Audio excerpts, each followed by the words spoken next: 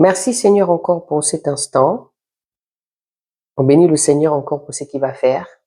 Nous sommes dans le chapitre 13. On va le lire.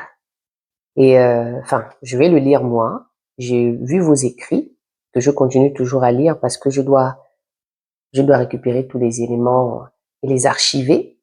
Donc voilà, c'est comme ça que ça fonctionne maintenant aujourd'hui sur EVE, dont notamment autour de la Bible. Merci Seigneur encore pour cet instant. Merci Seigneur de renouveler encore les uns et les autres. Merci Père éternel encore de renouveler justement cette intelligence pour toutes les personnes qui vont s'y regarder de loin. Je bénis encore ton nom Seigneur pour ta parole qui va être lue tout simplement avec clarté et que tu puisses encore m'accompagner à cet instant. En ton nom Seigneur, dans le nom de Jésus. Bon les élèves, j'ai vu votre petite conversation comme ça sur le groupe. Vous êtes toujours autant en PLS depuis tout le temps que vous me connaissez maintenant. Que le Seigneur vous bénisse de toute façon. Vous êtes en repos. Donc, mais les noms vont continuer toujours à circuler. Donc, on se calme et puis on se prépare. Je pense que la meilleure chose que vous devez faire, c'est de vous préparer. N'est-ce pas? Voilà. Les hommes ne doivent pas juger, mais se repentir. Donc, dans le chapitre 13 du livre de Luc, voilà, pour assurer quand même ceux qui sont à l'extérieur, nous sommes toujours dans le livre de Luc. Luc étant un médecin à cette époque-là qui a fait cette investigation pour nous parler justement des faits qu'il avait entendus et qu'il a validé lui-même. Donc le livre de Matthieu, Marc sont encore un petit peu différents par rapport à ce que dit Luc. Donc c'est pourquoi on continue toujours à les creuser. En ce même temps, quelques personnes qui se trouvaient là racontaient à Jésus ce qui était arrivé à des Galiléens dont Pilate avait mêlé le sang avec celui de leur sacrifice. Il leur répondit, croyez-vous que ces Galiléens aient été de plus grands pécheurs que tous les autres Galiléens parce qu'ils ont souffert de la sorte? Non, je vous le dis. Mais si vous ne vous repentez, vous périrez tous également. Ou bien ces 18 personnes sur qui est tombée la tour de Siloé et qu'elle a tué. Croyez-vous qu'elle ait été plus coupable que tous les autres habitants de Jérusalem? Non, je vous le dis. Mais si vous ne vous repentez, vous périrez tous également. Je mets la cloche ici parce que beaucoup de personnes jouent avec la repentance. La vraie repentance ici. La Bible dit que quand quelqu'un est en Christ, il est une nouvelle créature. Les choses anciennes sont passées et voici, toutes choses sont devenues nouvelles. Donc la seule question que je veux encore te poser, c'est es-tu sûr que tu es vraiment repenti, que tu as vraiment donné ta vie à Jésus? Tu peux me dire non, moi je suis baptisé, je vais à l'église, je suis dans un groupe de prière, mais pour moi aujourd'hui ça ne veut rien dire. Parce que beaucoup de personnes sont des religieux, mais ils n'ont vraiment pas rencontré Jésus. Et je fais cette prière vraiment pour toi, que tu puisses vraiment changer et que, de par cette vidéo, tu commences à rentrer un petit peu en toi-même. Tu fais cette autocritique de la marche que tu fais pour pouvoir vraiment savoir qui est Yeshua. Au verset 6, parabole du figuier. Il est dit aussi cette parabole. Un homme avait un figuier planté dans sa vigne. Il vint pour y chercher du fruit et il n'en trouva point.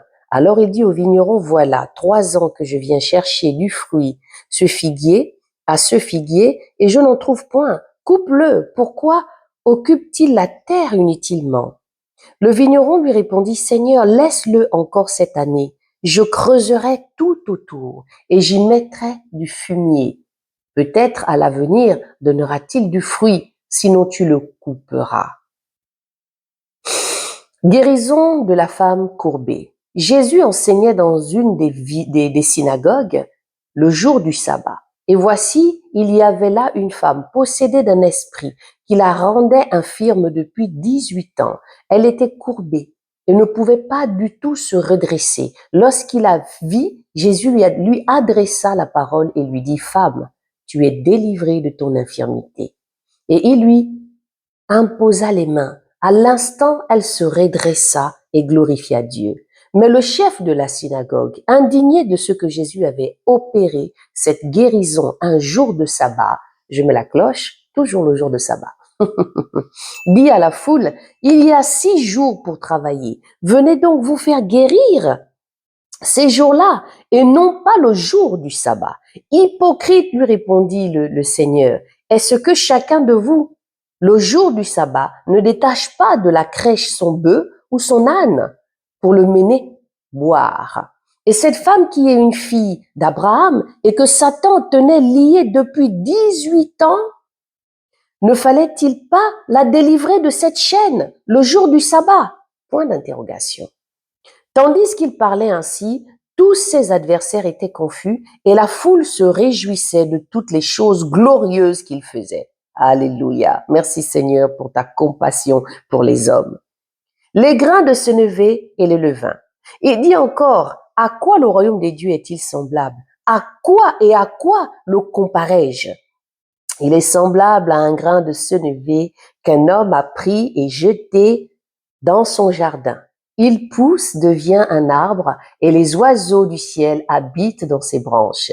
Il dit encore, à quoi comparais-je le royaume de Dieu? Il est semblable à du levain qu'une femme a pris et mis dans 3 mesures de farine pour faire lever toute la pâte. Alléluia. Enseignement donné sur le chemin de Jérusalem. Encore une fois, ici, je parle à mes élèves. Mes élèves qui ont déjà travaillé, qui ont lu, qui m'ont donné leur rapport de ce qu'ils ont lu. Entre-temps, on se retrouve, nous, le dimanche à 9h30 pour revenir sur les questions et sur des choses que je n'ai pas forcément soulevées là, ou que je ne vais pas soulever là. Donc, pour toutes les personnes qui veulent s'inscrire, vous aurez un mail et un numéro de téléphone et vous pouvez éventuellement laisser vos souhaits, de ce que vous souhaitez, pas la prière, mais si vous voulez rentrer dans cet enseignement profond pour apprendre avec nous aussi. Que le Seigneur vous bénisse. Jésus traversait les villes. Enseignement donné sur Jérusalem, sur le chemin de Jérusalem. Jésus traversait des villes et des villages, enseignant. Je suis toujours en train de mettre un stabilo, enseignant et faisant route vers Jérusalem. Quelqu'un lui dit, Seigneur, n'y a-t-il que peu de gens qui soient sauvés?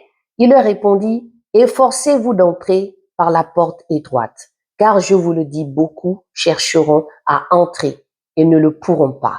Quand le maître de la maison se sera levé, il aura fermé la porte et que vous, étant dehors, vous commencerez à frapper à la porte en disant, Seigneur, Seigneur, ouvre-nous. Il vous répondra, je ne sais d'où vous êtes. Alors vous vous mettrez à dire, nous avons mangé et bu devant toi et tu as enseigné dans nos rues. Et il répondra, je vous le dis, je ne sais d'où vous êtes. Retirez-vous de moi, vous tous, ouvriers d'iniquité. C'est là qu'il y aura des pleurs et des grincements de dents. Quand vous verrez Abraham, Isaac et Jacob et tous les prophètes dans le royaume de Dieu et que vous serez jetés dehors, il en viendra de l'Orient et de l'Occident, du Nord et du Midi, et ils se mettront à table dans le royaume de Dieu.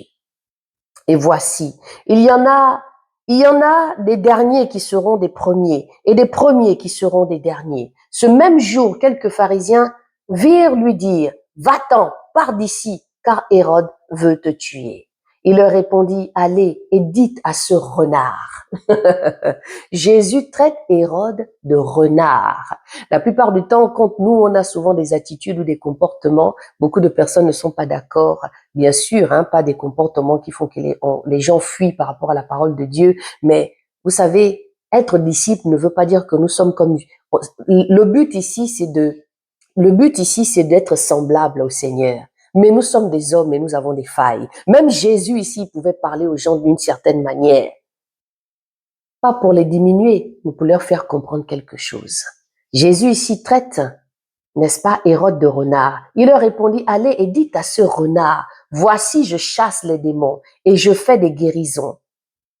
Aujourd'hui et demain, et le 3e jour j'aurai fini. Mais il faut que je marche aujourd'hui, demain et le jour suivant, car il ne convient pas qu'un prophète périssent hors de Jérusalem. Jérusalem, Jérusalem qui tue les prophètes et qui lapide ceux qui te sont envoyés. Combien de fois ai-je voulu rassembler tes enfants comme une poule rassemble sa couvée sous ses ailes, et vous ne l'avez pas voulu. Voici votre maison vous sera laissée déserte, mais je vous le dis, vous ne me verrez plus jusqu'à ce que vous disiez, béni soit celui qui vient au nom du Seigneur. J'ai terminé ce chapitre. J'aimerais revenir ici sur le verset 7.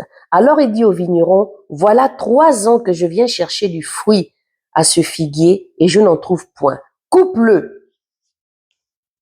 Coupe-le. Pourquoi occupe-t-il la terre inutilement? J'ai envie de dire à quelqu'un, mais d'abord à mes élèves, j'espère que j'ai lu ce que vous avez écrit, mais je ne veux pas dire des choses ici. Nous parlerons ensemble dimanche.